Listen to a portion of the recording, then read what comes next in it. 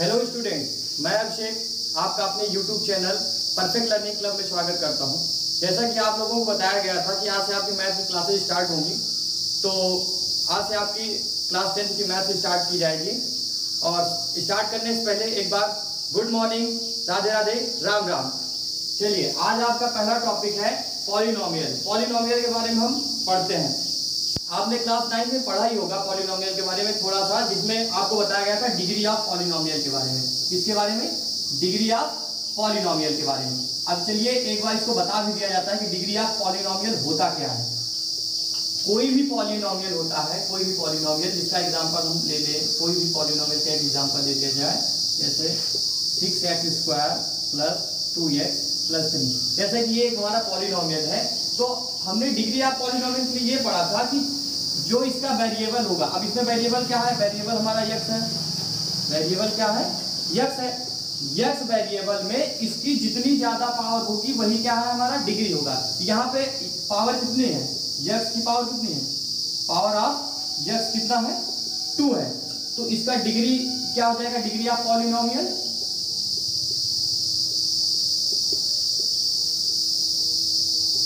कितना हो गया? 2।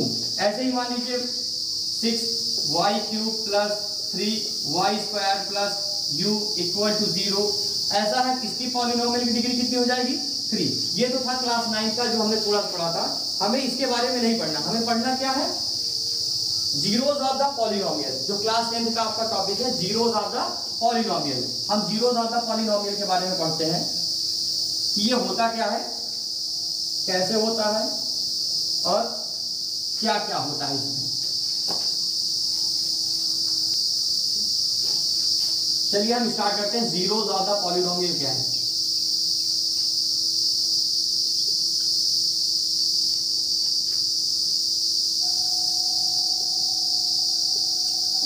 देखिए, जीरोज ऑफ द पॉलिनोमियल ऐसे पॉलिनोमियल होते हैं कि ये हमें बताते हैं कि किस पॉलिनोमियल में हमारा कितना जीरोज होंगे। जैसे कि मान लीजिए आपका एक एग्जांपल ले लिया जाए, 2x + 3 = 1। ये एक पॉलिनोमियल है हमारा, y = 2x + 3, जो कि आपने क्लास 9 में पढ़ा होगा। जो कि ये क्या बताता है? स्ट्रेट लाइन को बताता है, एक स्ट्रेट लाइन को बताता है। यानी किसका इक्वेशन है? ये स्ट्रेट लाइन का। तो ये हमें अब इसके थ्रू हम देखेंगे कि जीरोज ऑफ द पॉलिनोमियल कितने होंगे इसमें। चलिए,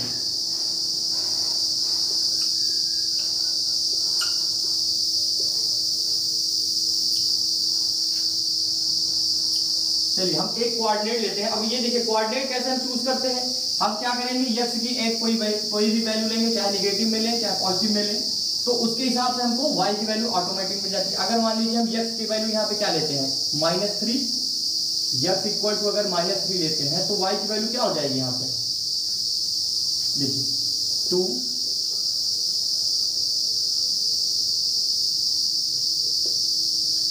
यानी कि y की वैल्यू कितनी आ गई? -3। तो यहाँ पे x के कॉलम में क्या रखेंगे हम? -3। तो y की वैल्यू कितनी आ गई? -3। Same value. फिर x की जगह पे हम कोई और वैल्यू लेते हैं। चलिए इस बार पॉजिटिव वैल्यू ले ली जाए। इस बार x की वैल्यू ले ली जाए +2 ले ली जाए। तो y की वैल्यू कितनी हो जाएगी? 7, यानी कि 2 और 7। अब क्या करेंगे हम? इसको ग्राफ पे, यानी कि पिछली क्लास में हमने देखा था ग्राफ के बारे में। ग्राफ पे इसको हम जब ड्रॉ करेंगे तब हमको एक स्ट्रेट लाइन मिलनी चाहिए। तो उस स्ट्रेट लाइन से हमें पता चलेगा कि इस इक्वेशन में, इस पॉलिनोमियल में जीरोज ऑफ द पॉलिनोमियल कितने हैं। चलिए ये कोऑर्डिनेट रहने देते हैं, बगल में एक ग्राफ ड्रॉ करते हैं।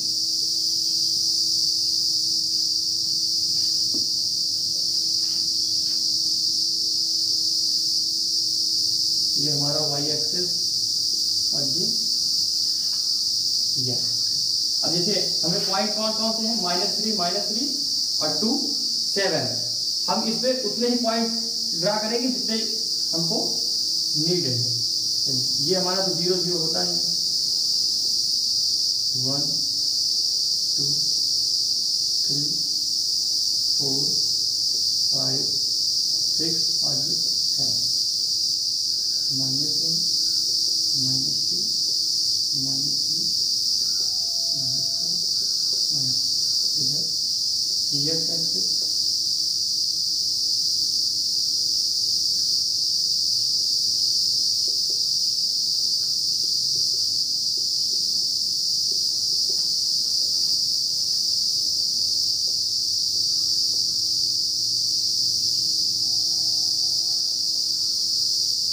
चलिए अब पहला कोऑर्डिनेट है -3 यानी x का भी -3, x का -3 क्या होता है लेफ्ट साइड वाला, यानी कि ये पॉइंट, ये क्या है x का -3 और ये क्या है y -3, यानी ये कहां पे है ये, यानी इन दोनों का मिलान कहां पे होगा यहाँ पे, यानी ये वाला पॉइंट, ये वाला पॉइंट कौन सा होगा हमारा -3, ठीक।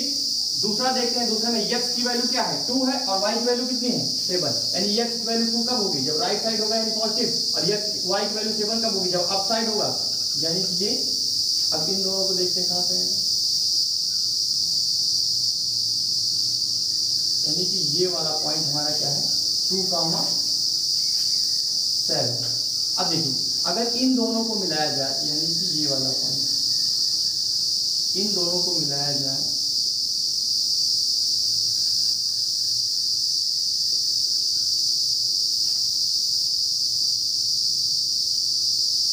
देखिए एक स्ट्रेट लाइन बन रही है, स्ट्रेट लाइन। अब हमने आपको पहले ही बताया था कि जो हमारा इक्वेशन है, इक्वेशन क्या था y = 2x + 3, ये इक्वेशन क्या है स्ट्रेट लाइन। आपको ग्राफ पे ड्रा करने के बाद भी देखिए आपको स्ट्रेट लाइन मिल रहा है, थोड़ा सा टेढ़ा क्योंकि ग्राफ पेपर पे है नहीं। अब देखिए जीरोस ऑफ द पॉलिनोमियल क्या होगा कि ऐसा पॉइंट जिस पर जो हमने पॉलिनोमियल लिया है, जो हमने ग्राफ ड्रा किया, यानी कि जो स्ट्रेट लाइन x एक्सिस को जितनी बार कट करती है वही हमारा क्या है जीरोस ऑफ द पॉलिनोमियल। अब देखिए यहाँ पे क्या है एक बार कट कर रही है, और ये पॉइंट कौन सा है देखिए -1 और -2 के बीच का पॉइंट है, -1 और -2 के बीच का पॉइंट है, तो ये वाला पॉइंट हमारा क्या हो जाएगा जीरोस ऑफ द पॉलिनोमियल, क्या हो जाएगा जीरोस ऑफ द पॉलिनोमियल। अगर कोई पूछे कि y = 2x + 3 में जीरोस ऑफ द पॉलिनोमियल कितने हैं, तो आप क्या बताएंगे एक है, क्यों, क्योंकि एक पॉइंट पर वो x एक्सिस को कट कर रहा है। कोई भी क्वेश्चन जितनी बार x एक्सिस को कट करेगा उसका जीरोस ऑफ द पॉलिनोमियल उतना ज्यादा। चलिए आइए कुछ एग्जांपल्स देखते हैं कि इनमें फाइंड करते हैं कि जीरोस ऑफ द पॉलिनोमियल कितने होंगे। देखिए हम ग्राफ के थ्रू करेंगे, ग्राफ के थ्रू करेंगे। देखिए हमने अभी आपको क्या बताया था कि कोई भी ग्राफ अगर ड्रा किया गया है वो जितनी बार x एक्सिस को काटेगा उतने ही उसके जीरोस ऑफ द पॉलिनोमियल होंगे। आपकी पहली एक्सरसाइज में क्या दिया गया है, ऐसे कुछ ग्राफ दिए गए हैं, उसमें से आपको पूछ लिया गया कि इसमें जीरोस ऑफ द पॉलिनोमियल कितने होंगे। आइए ये वाला देखते हैं। पहले वाले में क्या है, ये हमारा एक ड्रॉ किया गया है ग्राफ, ये हमारी x एक्सिस है और ये y एक्सिस है, और ये वाला ग्राफ x एक्सिस को कितनी बार कट कर रहा है, एक ही बार तो कट कर रहा है इसी पॉइंट पे, एक ही बार, तो इसके जीरोस ऑफ द पॉलिनोमियल कितने होंगे एक होंगे।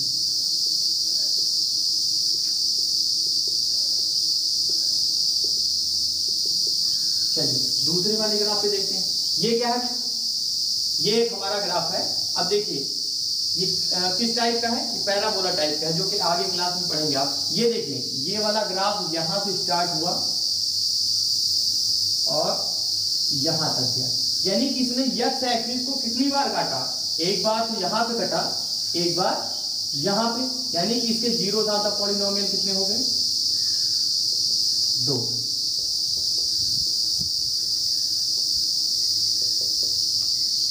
अब चलिए ये वाले एग्जांपल में देखते हैं। इसमें देखिए ग्राफ हमारा कहां से कहां तक जा रहा है,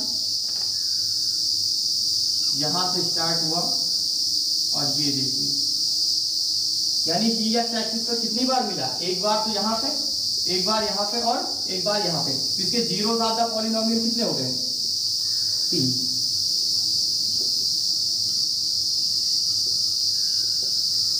तो बेसिकली हमारा ये मतलब है कि अगर हमको zeros of the polynomial find करना है तो हम ये देखेंगे कि ग्राफ x एक्सिस को कितनी बार कट कर रहा है, एक बार कट कर रहा है तो एक, 2 बार कट कर रहा है तो 2 होगा, और 3 बार कट कर रहा है या कितनी बार भी कट कर रहा है तो ये हमारे कितने हो जाएंगे 3।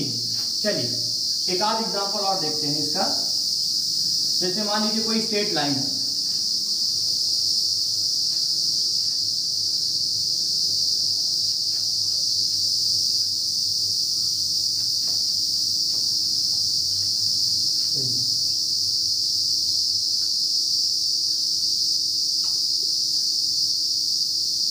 इसमें कितने जीरो ज्यादा पॉलिनोमियल होंगे? ये हमारा स्ट्रेट लाइन है जो कि वाई एक्सिस को कट कर रहा है, तो इसमें हमारे जीरो ज्यादा पॉलिनोमियल क्या हो जाएंगे? क्या होंगे जीरो ज्यादा पॉलिनोमियल? इसमें जीरो ज्यादा पॉलिनोमियल क्या होंगे? एक भी नहीं होंगे। क्यों नहीं होंगे? क्योंकि हमने ये बताया था कि जीरो ज्यादा पॉलिनोमियल होते क्या है? जीरो ज्यादा पॉलिनोमियल वे पॉलिनोमियल होंगे जो एक्स एक्सिस को जितनी बार कट करेंगे। यहाँ पे कोई एक्स एक्सिस को कट कर रहा है, यानी ये कट करेगी नहीं, ये तो इससे जस्ट पैरेलल है। जब तक कट नहीं करेगी तब तक हमारे जीरो ज्यादा पॉलिनोमियल क्या रहेंगे? जीरो रहेंगे। अगर मान लीजिए ये ऐसा ग्राफ दिया गया है जिगजैग वाला, ये ऐसे, इसमें कितने हो जाएंगे? इसमें भी एक होंगे। क्यों? क्योंकि यहाँ पे एक ही पॉइंट पे, चाहे वो लेफ्ट साइड पे कट करे या राइट साइड पे कट करे, जब तक एक्स एक्सिस को कट नहीं करते तब तक उसका पॉलिनोमियल क्या रहेगा? जीरो। तो उस वाले ग्राफ में एक्स जीरो ज्यादा पॉलिनोमियल क्या रहेगा? 1 और इस पे जीरो। ठीक, चलिए अब फिर से एक बार हम जीरो ज्यादा पॉलिनोमियल को और अच्छे से पढ़ते हैं, जिससे कि हमको ये पता चल जाए, क्योंकि अभी आपको पढ़ना है जीरो ज्यादा पॉलिनोमियल और कोफिशिएंट के बीच में रिलेशन। अब देखिए हमने अभी एग्जांपल लिया था ना ये वाला, y is equal to 2x plus 3। अब देखिए इससे क्या पता चला? हमने ग्राफ ड्रा किया था, इसका स्ट्रेट लाइन ग्राफ बना था, उससे हमको पता चला जीरो ज्यादा पॉलिनोमियल एक है। लेकिन हमने वो पॉइंट नहीं निकाला था। कौन सा पॉइंट? हमने ग्राफ ऐसे बनाया था, ऐसे, और कुछ ऐसे इस तरह से आया था। यहाँ पे जो कट किया गया था वो वाला पॉइंट क्या था? अब उस पॉइंट के बारे में जानेंगे कि वो वाला पॉइंट था क्या। चलिए फिर से हम ग्राफ ड्रा करने की कोशिश करते हैं। चलिए इस बार हम डिफरेंट कोऑर्डिनेट लेते हैं, क्योंकि सेम कोऑर्डिनेट लेने से कोई मतलब है नहीं। देखिए अगर यहाँ पे x की वैल्यू -2 ली जाए तो y की वैल्यू कितनी हो जाएगी? -4 + 3 यानी कि -1, और 2 ले ली जाए कितनी हो जाएगी? 7। ठीक, चलिए देखिए वैल्यूज डिफरेंट इसलिए दिया गया ताकि आपको ये पता चले कि इस इक्वेशन से स्ट्रेट लाइन ही मिलेगा, चाहे आप वैल्यू कोई सी भी लें। अब देखिए यहाँ पे 7 तक होना चाहिए, 6, 5, 4, 3, 2 और 1। ये पॉइंट क्या है? 7, 6, 5, 4, 3, 2 और 1। तो -1, -2, -3, -4, -5। ठीक, 1, 2, 3, 4, 5 and 6। मेरी प्रॉब्लम 1, 2, 3, 4, 5 and 6। देखिए अब पहला कोऑर्डिनेट लेते हैं जो कि क्या है? -2 और -1। -2 और -1 होगा कहाँ? ये हमारा एक्स एक्सिस है, तो लेफ्ट साइड हमारा क्या होता है? माइनस का, और ये वाई एक्सिस। ठीक, तो पहला जो कोऑर्डिनेट होगा ये वाला, ये क्या है? हमारा एक्स एक्सिस को रिप्रेजेंट करता है। तो एक्स का क्या है? -2 है, यानी ये वाला पॉइंट। ठीक, वाई का क्या है? -1। -1 कहाँ पे है? ये वाला पॉइंट, यानी कि मिलेगा कहाँ दोनों पे? यही पे तो आएगा, यानी ये वाला पॉइंट। एक पॉइंट हमारा मिल गया। ये दूसरा पॉइंट देखते हैं 2, यानी x का 2 कहाँ पे है? यही तो है। और 7 कहाँ पे? ये। तो ये कुछ पॉइंट यहाँ पे जाएगा, ये देखिए ये पॉइंट। अब इन दोनों को अगर हम जोड़ते हैं, देखिए क्या हमारा स्ट्रेट लाइन नहीं बना है ना? Straight line. और ये इक्वेशन क्या बताएगा हमारा? y is equal to 2x plus 3 का इक्वेशन। अब देखिए हमने आपको बताया था कि ये जिस पॉइंट पे टच करेगा वो ही क्या है? हमारा जीरो ज्यादा पॉलिनोमियल। क्या है? जीरो ज्यादा पॉलिनोमियल। चलिए अब देखते हैं कि इसका कोऑर्डिनेट क्या होगा हमारा। अब देखिए हमने क्या देखा? ये हमारा इक्वेशन है जो कि स्ट्रेट लाइन प्रेजेंट कर रहा है। अब ये पॉइंट हमारा क्या होगा? ये पॉइंट हमारा, इसमें y की वैल्यू क्या है? 0 है। कैसे पता चला? क्योंकि भाई जो x यानी x लाइन पे यानी x एक्सिस पे जो पॉइंट होगा उसका y कोऑर्डिनेट क्या होगा? 0 होगा। अभी हमने देखा, क्योंकि अगर पॉइंट होता तो एक्स एक्सिस पे होता ना, अगर यहाँ पे कोई पॉइंट है इसका मतलब उसका एक्स एक्सिस यानी एक्स कोऑर्डिनेट क्या है, 0 है। तो अगर y की वैल्यू हम 0 रखते हैं तो हमको वो वाला पॉइंट पता चल जाएगा। हमारा इक्वेशन क्या था, y is equal to 2x plus 3 था। अब हमको ये पता चल गया स्ट्रेट लाइन से कि जो हमारा 0 ज्यादा पॉलिनोमियल होगा उसमें y की वैल्यू क्या है, 0 है। अगर यहाँ पे y की जगह पे हम क्या रखते हैं 0, तो x की वैल्यू, चलिए तो हमने यहाँ पे क्या रखा, y की वैल्यू 0 रख दी। अब देखिए y की वैल्यू 0 रखने के बाद x की वैल्यू क्या मिली, -3/2। ऐसे y को 3 को इधर ट्रांसपोज किया गया, प्लस का था माइनस हो गया, -3 इक्वल टू 2x। अब 2 मल्टीप्लाई कर रहा है, इधर डिवाइड कर जाएगा, -3/2 और ये 2x/2 कट गया, क्या बना, यानी x की वैल्यू क्या आ गई, -3/2। यानी कि इस कोऑर्डिनेट की वैल्यू क्या आ गई, -3/2, 0। अब ये पता चल गया कि जो 0 ज्यादा पॉलिनोमियल है उसका कोऑर्डिनेट क्या है, -3/2, 0। तो अच्छा ये देखिए, अगर इसको ध्यान से देखें -3/2 ये आया कहां से, यानी कि -b बाई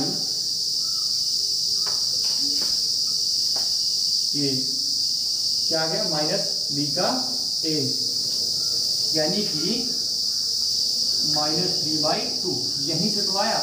ये देखिए ये वैल्यू दी तो गई है कि नहीं। तो यानी कि जो 0 आपका पॉलिनोमियल होगा ये कैसे होगा, यही यानी इक्वेशन से, हमको ग्राफ ड्रा करने की जरूरत नहीं, हम इक्वेशन से पता कर सकते हैं कि 0 ज्यादा पॉलिनोमियल कितने होंगे और उसकी वैल्यू क्या होगी। चलिए अब हम रिलेशन पढ़ते हैं किसके बीच, 0 ज्यादा पॉलिनोमियल और कोफिशिएंट ऑफ x के बीच में। पाउज कर दे, ये क्या कर रहे हैं। चलिए अब देखते हैं रिलेशन बिटवीन 0 ज्यादा पॉलिनोमियल और कोफिशिएंट ऑफ x के बीच।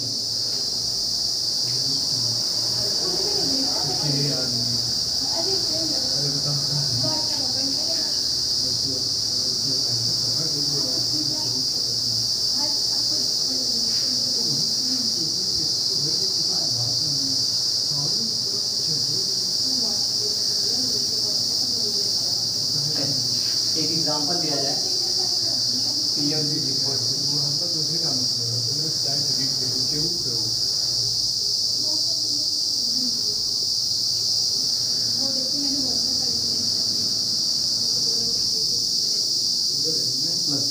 चलिए हमने 9th में इसको डिफरेंशिएट करना पड़ा था, यानी कि इसके रूट्स निकालने, क्या करते थे, इनको 20 से डिवाइड कर देते थे। चलिए वही करते हैं, 2x² माइनस 8x प्लस 6। अब इसको क्या करते थे हम, मिडिल टर्म को 2 भागों में तोड़ देते थे, जिससे कि क्या हो जाता था हमारा, ये हमारा इसके रूट्स निकल आते थे। ठीक है,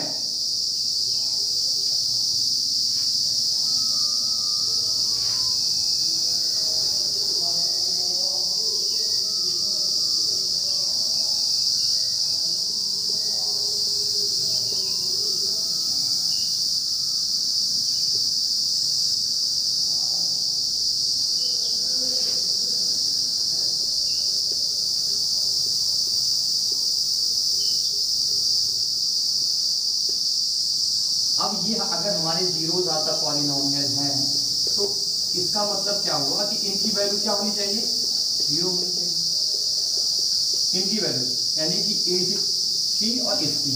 तो अगर मान लेते हैं कि 2x माइनस 2 इक्वल टू 0, तब x की वैल्यू कितनी हो जाएगी, 1 तो होगी, यानी कि -2 यानी +2/2। ठीक, और अगर x माइनस 3 इक्वल टू 0 तो x की वैल्यू 3, यानी कि इसमें 0 ज्यादा पॉलिनोमियल कितने हुए, 2 हुए, एक तो ये वाला, दूसरा ये वाला। ठीक, तो यानी कि ये px यानी कि ये वाला equation 2x² minus 8x plus 6, इसमें हमारे 0 ज्यादा पॉलिनोमियल कितने हैं, 2। अब हमको क्या करना है, इसमें रिलेशन फाइंड करना है कि कोफिशिएंट ऑफ द x, यानी x के कोफिशिएंट कौन से हैं, 8 और 2, इनके बीच में रिलेशन, और ये 0 ज्यादा पॉलिनोमियल जो हमने निकाला जिसकी वैल्यू x इक्वल टू 1 और x इक्वल टू 3, इनके बीच में रिलेशन फाइंड करना है। चलिए देखते हैं, हम क्या करते हैं, पहले इनका सम निकालते हैं। किनका सम, सम ऑफ द जीरोस, यानी कि जो हमने निकाला है, जैसे कि क्या कितने हैं, 1 और 3, 1 प्लस 3, यानी इसकी वैल्यू कितनी आ गई, 4। अब क्या हम इस इक्वेशन से ऐसा कुछ कर सकते हैं जिससे कि कोफिशिएंट निकाल सकते हैं, जिससे कि हमारा x की वैल्यू क्या आ जाए, यानी 4 इक्वल आ जाए। चलिए देखते हैं, अगर हम क्या कर लें, इस यक्स का माइनस कोफिशिएंट ले लें, इस यक्स का क्या ले लें, माइनस कोफिशिएंट ले लें। चलिए देखते हैं, माइनस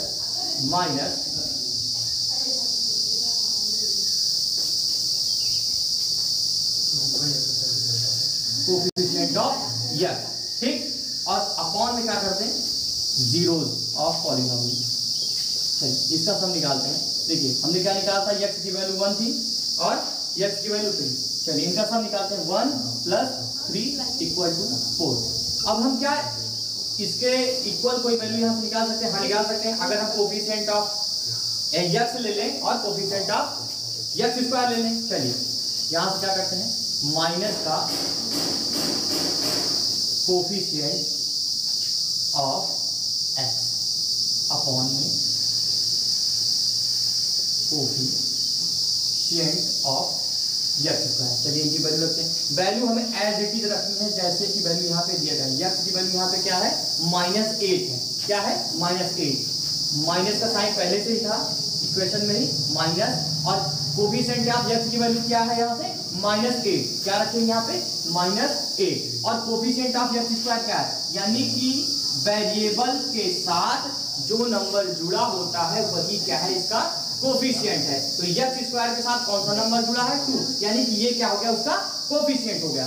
तो चलिए कोफिशिएंट ऑफ x² क्या है, 2।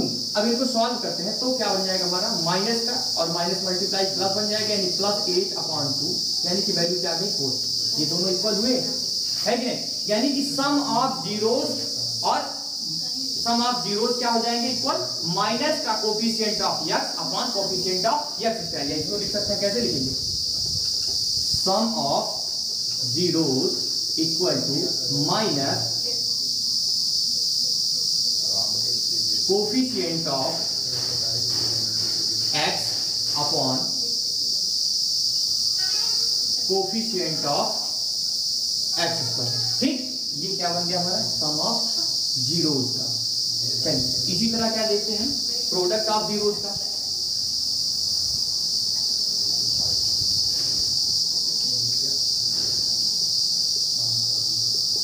Product of zeros, product of zeros 1 × 3 = 3 आ गया। क्या यहाँ से ऐसी कोई वैल्यू, हम हमारा इक्वेशन क्या था, इक्वेशन था हमारा 2x² - 8x + 6। क्या यहाँ से ऐसी कोई वैल्यू निकाल सकते हैं जो इसके इक्विवेलेंट हो, हाँ निकाल सकते हैं। कैसे, अगर हम इक्वल करके दिखाएं कि कोफिशिएंट ऑफ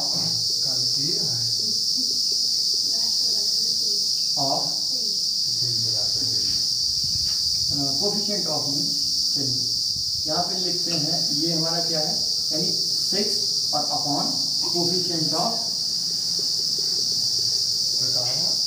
x²। इसको क्या बोलते हैं, हमारा कांस्टेंट, या इसको लिख सकते हैं कांस्टेंट। क्या लिखते हैं, यानी कि constant upon coefficient of x²। तो कांस्टेंट हमारा क्या था, 6 था, कोफिशिएंट ऑफ x² क्या है, 2। इन दोनों को सॉल्व करें कितना आ गया, 3।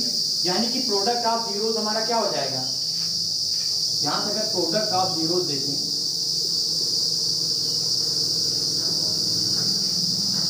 यानी कि कांस्टेंट टर्म, इक्वेशन में जो भी कांस्टेंट टर्म होगी वो अपॉन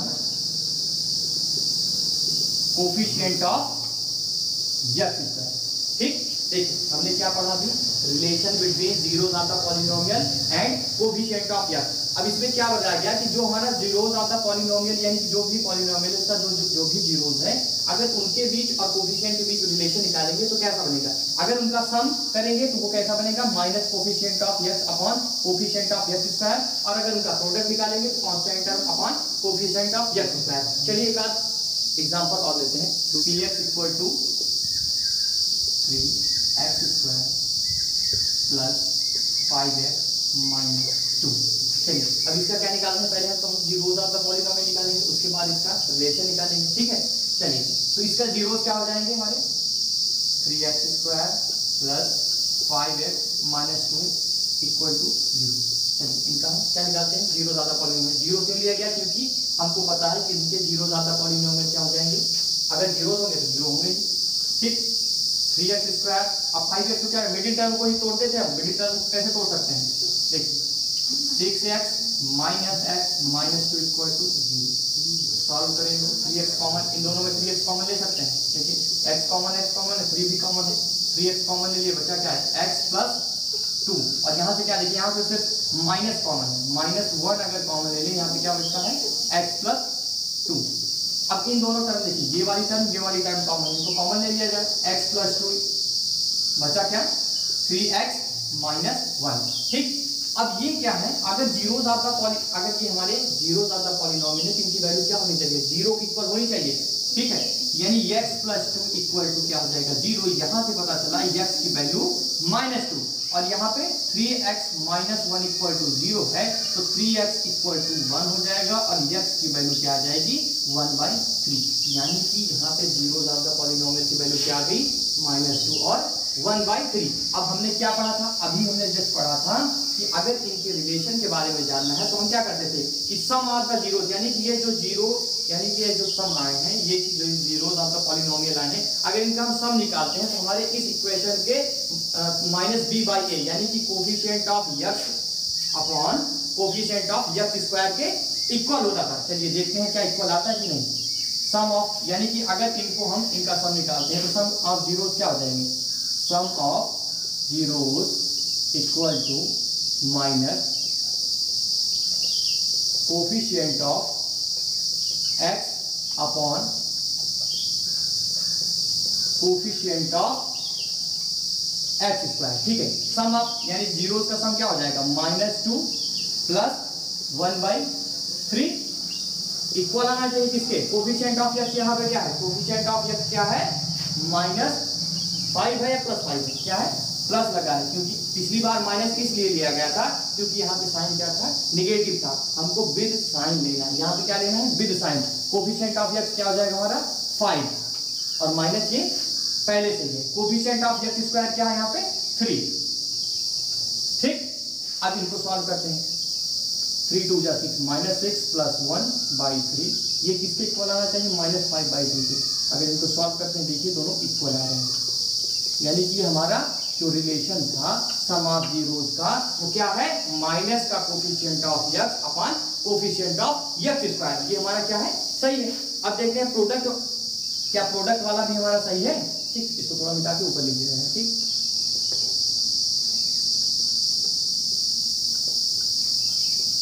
चलिए प्रोडक्ट ऑफ जीरोस क्या,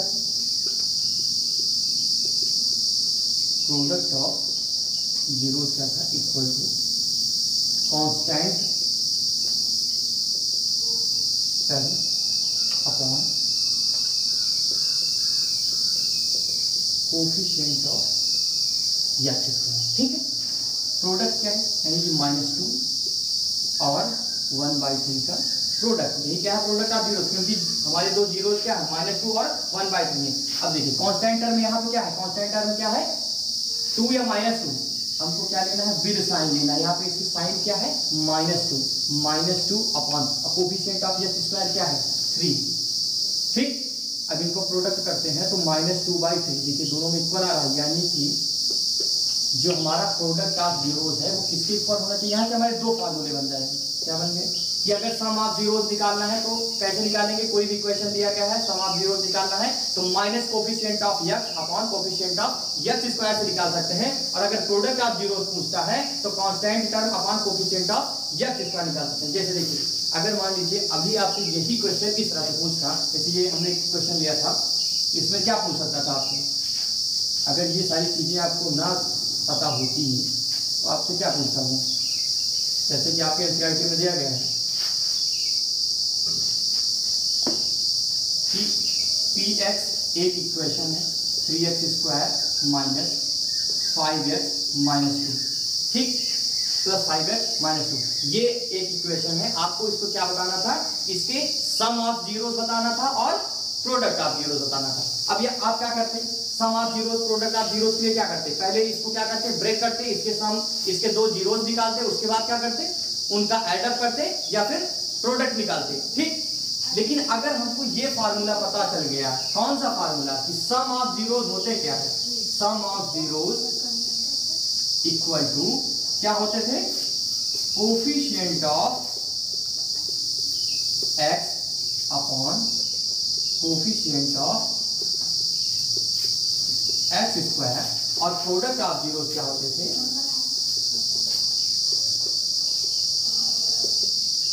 constant term upon coefficient of x square. ये क्या होते थे हमारे सम ऑफ जीरो और product of zero.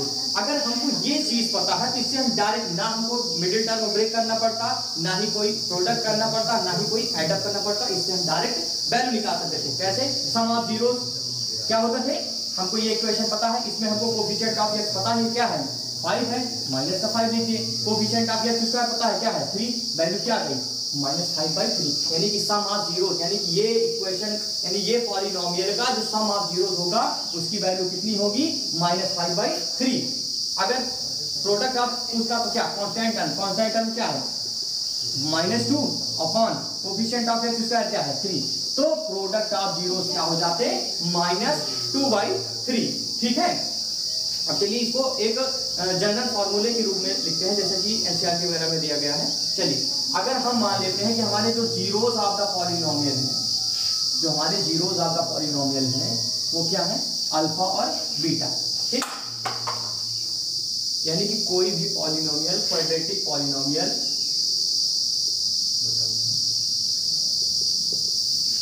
Quadratic polynomial जैसे कि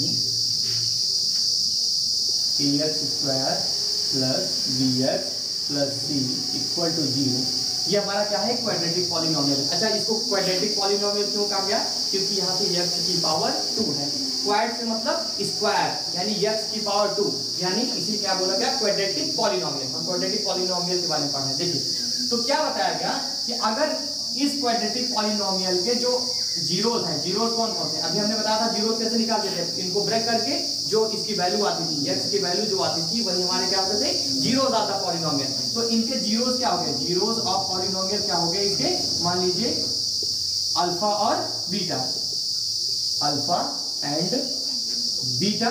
ठीक, तो अभी तक हमने क्या पढ़ा, अभी तक हमने ये पढ़ा था कि जीरोस ऑफ द पॉलिनोमियल का जो सम होता है वो कोफिशिएंट के इक्वल होने चाहिए और प्रोडक्ट के इक्वल होने चाहिए। चलिए तो अगर ये जीरोस ऑफ द पॉलिनोमियल हमें यहाँ पे क्या है, अल्फा और बीटा, यानी कि अल्फा प्लस बीटा हमारा क्या हो जाएगा, minus coefficient of x upon coefficient of x. ये क्या आ गया हमारा, sum of zeros of polynomial, और हमारे सम कितने थे, अल्फा और बीटा, और इनका product alpha into beta equal to constant term upon coefficient of x square. ये दो फार्मूले हमारे इस चैप्टर में काम आए। इतनी कहानी इन्हीं के चक्कर में थी कि अल्फा प्लस बीटा की वैल्यू क्या होगी, minus coefficient of x upon coefficient of x square, alpha into beta की वैल्यू क्या होगी, constant term upon coefficient of x square. Alpha plus beta को क्या कहते हैं, sum of zeros, alpha into beta को क्या कहते हैं, प्रोडक्ट ऑफ जीरोस। ठीक है, चलिए तो हमने क्या देखा था अभी, px हमारा क्या था, ax square plus bx plus c। ठीक, तो उसके बाद हमने क्या देखा था कि अल्फा प्लस बीटा हमारे, यानी अल्फा और बीटा क्या थे, दो जीरोस थे, जीरोस ऑफ पॉलिनोमियल, किसके, क्वाड्रेटिक पॉलिनोमियल के। अल्फा प्लस बीटा हमारा क्या होता था, माइनस का coefficient of x upon coefficient of x square. ठीक है, अब alpha plus beta equal to क्या हो जाएगा हमारा, यहां से देखते हैं, स्टैंडर्ड इक्वेशन बनाना है। यहां देखिए कोफिशिएंट ऑफ एक्स क्या है, b है, यहां पे क्या बन जाएगा, माइनस b, और कोफिशिएंट ऑफ एक्स स्क्वायर क्या है, a। Alpha plus beta equal to क्या हो गया, माइनस b बाई a। ये बन गया हमारा फार्मूला नंबर 1। ठीक, और अगर प्रोडक्ट निकाल देते तो प्रोडक्ट इक्वल क्या होता था, alpha beta equal to constant term upon coefficient of x square. Alpha beta equal to constant term upon coefficient of x square, जो कि था क्या, alpha beta equal to constant term क्या है हमारा यहाँ पे सी क्या है हमारा constant term C upon coefficient of x square क्या है ए, सी बाई ए। ये बन गया हमारा फॉर्मूला नंबर 2। एक बार फिर से देख लीजिए इसे, क्या है, ये हमारा कोई पॉलिनोमियल था px equal to ax square plus bx plus c। ठीक, अगर हम इसको ब्रेक करते हैं तो इसमें दो जीरोस निकलेंगे, क्योंकि ये क्वाड्रेटिक पॉलिनोमियल इसलिए इसमें क्या है, कितने जीरोस निकलेंगे, दो। अगर क्वाड्रेटिक है तो दो ही जीरोस ऑफ पॉलिनोमियल निकलेंगे, जिनका नाम क्या है अल्फा एंड बीटा। अब क्या है कि हमको रिलेशन बताना था कि relation between zeros of the polynomial, zeros of the polynomial क्या है अल्फा और beta, and coefficient of x के कितने कोफिशिएंट है 1 और 2, इनके बीच में क्या है रिलेशन बताना था कि अल्फा और बीटा जो कि जीरोस ऑफ पॉलिनोमियल है और कोफिशिएंट एक्स के बीच में क्या रिलेशन हो सकता है, जिससे कि हम आसानी से इक्वेशन को सॉल्व कर सकें। अब देखिए हमने क्या किया, अल्फा प्लस बीटा निकाला। अल्फा प्लस बीटा को हमने कैसे प्रदर्शित किया, अल्फा प्लस बीटा को हमने बताया कि ये पॉलिनोमियल के minus coefficient of x upon coefficient of x square के समकक्ष होंगे, यानी कि इक्वल होंगे। Alpha plus beta equal to minus coefficient of x क्या है बी माइनस बी, और कोफिशिएंट ऑफ एक्स स्क्वायर क्या है यहाँ पे ए। तो alpha plus beta equal to क्या हो गया माइनस बी बाई ए। और वहीं पे प्रोडक्ट ऑफ जीरोस की बात किया गया, प्रोडक्ट ऑफ जीरोस क्या है alpha beta equal to constant term upon coefficient of x square. Constant term क्या थी हमारी इक्वेशन में सी अपॉन ए। ये हमारा क्या है, ये है हमारा sum of zeros of a quadratic polynomial. और ये क्या है product of zeros of a quadratic polynomial. आज के लिए इतना ही, कल आगे हम इसके बारे में क्या पढ़ेंगे, इनके एग्जाम्पल के बारे में पढ़ेंगे। ठीक है, तो आप लोग इसको एक बार अच्छे से रिवाइज कर लीजिएगा, पढ़ लीजिएगा। ठीक है, और अगर आप लोगों को कोई समस्या हो, ठीक है, ये हमारा नंबर है, देखिए 9264969939, क्योंकि हमने क्या है, हमको एक एजुकेशन में क्रांति लानी। हम हर यूट्यूब चैनल की तरह नहीं है कि आप को क्लास देने के बाद उसके बाद गायब हो जाए। आपको अगर कोई भी डाउट हो, कोई भी समस्या हो, तो आप प्रॉपरली सीधा हमारे पास कांटेक्ट कर सकते हैं। ये हमारा व्हाट्सएप नंबर है। आपको जिस भी टॉपिक पे जो भी आगे पढ़ाया जाएगा या फिर आज जो आपने पढ़ा, अगर आपको किसी भी प्रश्न में किसी भी चीज के लिए डाउट होता है तो आप सीधा ना आदित्य सर के पास कांटेक्ट करने की जरूरत है, ना ही सूरज सर के पास कांटेक्ट करने की जरूरत है। आप सीधा किसको कांटेक्ट करेंगे, अभिषेक सर को। ठीक है, अगर आपको कोई भी समस्या होती है तो आप सीधा हमारे पास कांटेक्ट करेंगे। आपकी हर समस्या को हर संभव प्रयास करके सॉल्व किया जाएगा और कोशिश किया जाएगा ताकि आप अपने फील्ड में अच्छा से अच्छा कर सकें। और आप बने रहिए हमारे क्लास के साथ ताकि आपको एक अच्छा कंटेंट प्रोवाइड किया जाए। इसी के साथ